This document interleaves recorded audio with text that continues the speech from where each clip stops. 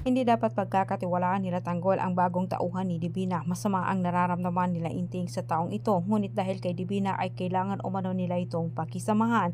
Samantala, inamin naman ni Tanggol sa kanyang mga kaibigan ang ginawa niyang pagtulong sa pamilyang Benito ang dumukot sa kanya at naintindihan naman ng mga ito. Ngunit sinabi ni Inting siya umano ang natatakot sa nasabing pamilya dahil ayon umano sa kanyang narinig. Sinabi umano ni Ramon kay Franco, pinapahanap umano ni Ramon ang taong kumidnap kay Tanggol.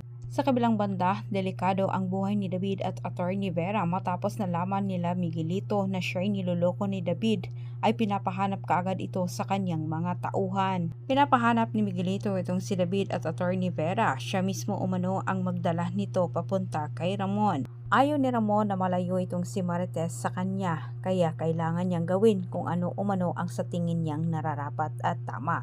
Ang ilayo itong si Marites pero sa ibang bahay kumano niya ito ititira. Makakatulong para kala Tanggol at Ramon ang pagtatrabaho ngayon ni Fatima sa mga gerero.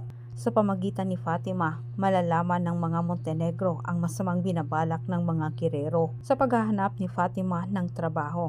Tilang mag-cross naman muli ang landas nilang dalawa ni Miguelito na kung saan si Fatima ay napunta din sa mga kamay ni Jackie. Mabilis nakakuha ng impormasyon ang mga tauhan ni Miguelito at natuntun kaagad nila kung saan nakatira itong si David. Agad namang tinawagan ni Miguelito itong si Ramon at pinapaalam niya ang tungkol kay David. Sa paniningil ni Miguelito, tilang magugulat na lang itong si David na si Ramon naman ang haharap sa kanya. Antabayanan po niyo ang susunod kong update.